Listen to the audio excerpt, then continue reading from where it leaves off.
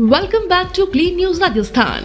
चलिए देखते हैं राजस्थान की 15 फटाफट बड़ी खबरों को। जयपुर करेगा स्मार्ट इंडिया हैकाथॉन के ग्रैंड फिनाले की मेजबानी। मणिपाल विश्वविद्यालय को स्मार्ट इंडिया हैकाथॉन 2024 के ग्रैंड फिनाले की मेजबानी के लिए नोडल केंद्र के रूप में चुना गया है।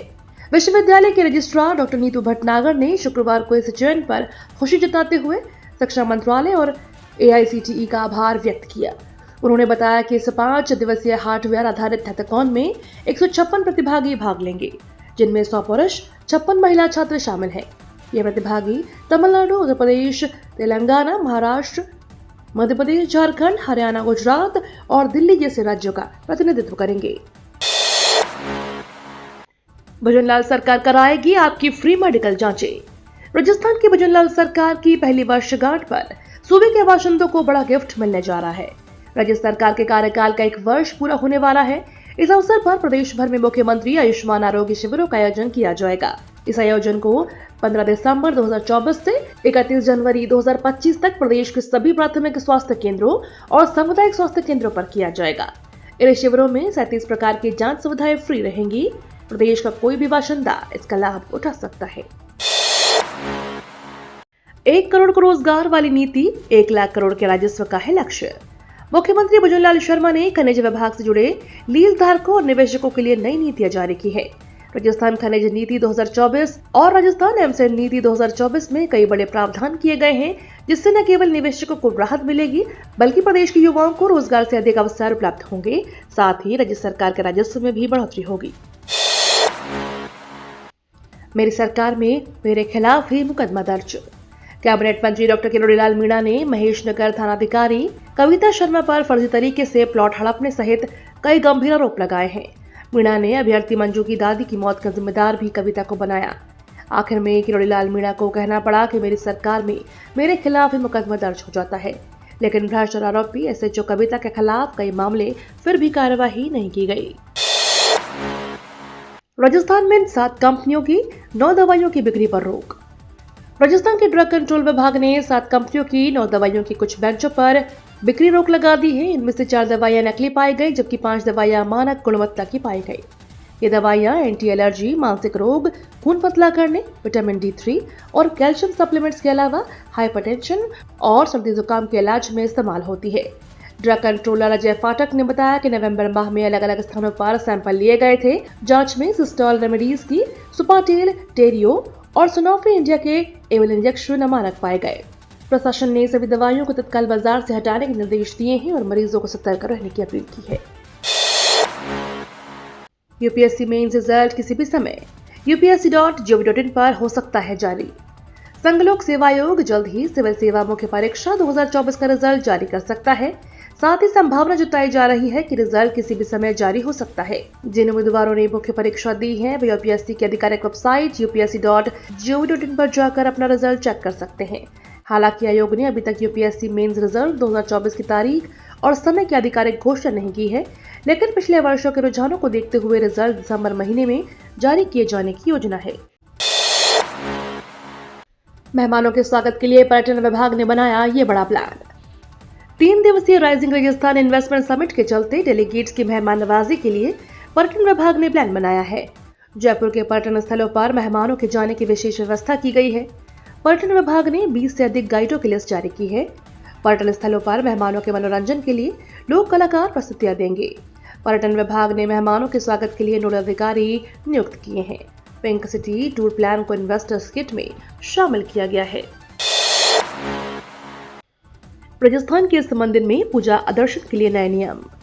राजस्थान के मशहूर एकलिंगनाथ जी मंदिर में अब भक्तों को दर्शन व पूजा के लिए नए नियमों का पालन करना होगा। इसको लेकर मंदिर के बाहर एक बोर्ड लगाया गया है। बोर्ड में 5 नियमों का जिक्र किया गया है।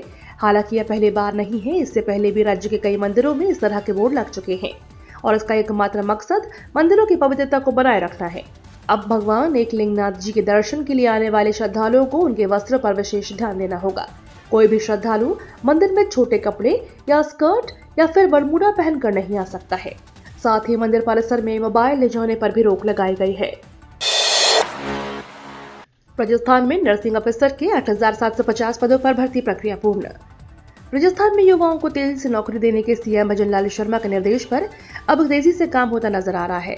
इसी कड़ी में राजस्थान में नर्सिंग ऑफिसर के 8,750 पदों के लिए निकली भर्ती प्रक्रिया पूरी कर ली गई है। इसका फाइनल मेरिट लिस्ट जारी कर दी गई है।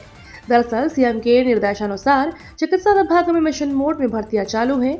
इसी फहरिस्त में नर्सिंग ऑफिसर के 8,750 पदों की भर्ती प्रक्रिया पूर्ण कर 7,657 पदों के लिए अंतिम वरीयता सूची जारी कर दी गई।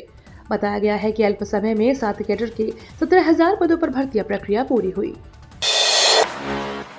जयपुर के ये सैकड़ों डॉक्टर भविष्य में नहीं कर पाएंगे निजी practice. Rajasthan university of health and science के संबद्ध कॉलेजों के डॉक्टर्स अब निजी प्रैक्टिस नहीं कर पाएंगे। RUHS की बोर्ड ऑफ मैनेजमेंट की बैठक में अहम फैसला लिया गया है। वर्तमान में कार्यरत मेडिकल टीचर्स एक नए ज्वाइन करने वाले डॉक्टर्स पर नए नियम लागू होंगे। हालांकि आवश्यकता पड़ने पर एम्स की तर्ज पर वेतन भत्ते के लिए राज्य सरकार को प्रस्ताव भेजना होगा। RUHS की बॉम की बैठक में नई भर्ती को लेकर भी निर्णय किया गया है। प्रयागराज महाकुंभ के लिए राजस्थान से चल रही स्पेशल ट्रेन। प्रयागराज में 13 जनवरी से 26 फरवरी तक होने वाले महाकुंभ के लिए रेलवे द्वारा स्पेशल ट्रेनों के संचालन की तैयारियां चल रही है, जिसमें खास तौर पर उत्तर पश्चिमी रेलवे से प्रयागराज के लिए जयपुर से कनेक्ट होते हुए स्पेशल ट्रेन का संचालन शुरू होगा। राजस्थान में महाकुंभ के लिए पहली ट्रेन का संचालन 24 जनवरी से होगा, जो उदयपुर से 8 बजे रवाना होगी। शाम 5 बजे यह स्पेशल ट्रेन जयपुर पहुंचेगी। यह स्पेशल ट्रेन दौसा, बांदीकुई, अलवर, मथुरा और आगरा होते हुए वाराणसी, प्रयागराज और अयोध्या जाएगी। मौसम विभाग ने जारी किया बारिश को लेकर अलर्ट। राजस्थान में कड़ाके की सर्दी पड़ने लगी है। पिछले 24 घंटों में कई शहरों में न्यूनतम तापमान 3 से 4 डिग्री कम हो गया है। वहीं मौसम विभाग ने ताजा अपडेट में कहा कि आने वाले 2 हफ्तों के दौरान प्रदेश में बारिश हो सकती है। साथ ही 9 से 15 दिसंबर के बीच राज्य के उत्तरी भागों में न्यूनतम तापमान 3 से 5 डिग्री के बीच दर्ज किया जा सकता है। देश में खुलेंगे 85 केंद्रीय और 28 नवोदय विद्यालय। प्रधानमंत्री नरेंद्र मोदी की अध्यक्षता में हुई कैबिनेट बैठक में शुक्रवार को 85 नए केंद्रीय विद्यालय और 28 नए नवोदय विद्यालय खोलने की मंजूरी दे दी गई। यह जानकारी केंद्रीय मंत्री अश्विनी वैष्णव ने मीडिया से बातचीत में दी। उन्होंने कहा कि मंत्रिमंडल ने एक केंद्रीय विद्यालय के विस्तार को भी मंजूरी दे दी है। इस बारे में जारी एक आधिकारिक बयान में कहा गया है कि नए केंद्रीय विद्यालयों के खुल जाने से देश में 82,000 से ज्यादा छात्रों को सस्ती और उच्च गुणवत्ता वाली शिक्षा प्राप्त हो सकेगी। बैठक में ऊर्जा मंत्री हीरालाल नागर से भिड़ी कांग्रेस विधायक इंदिरा मीणा। प्रदेश के ऊर्जा मंत्री हीरालाल नागर, बावनवास से कांग्रेस विधायक इंदिरा मीणा और खंडार से भाजपा विधायक जितेंद्र गोठवाल के बीच शुक्रवार को नोकझोंक हो गई।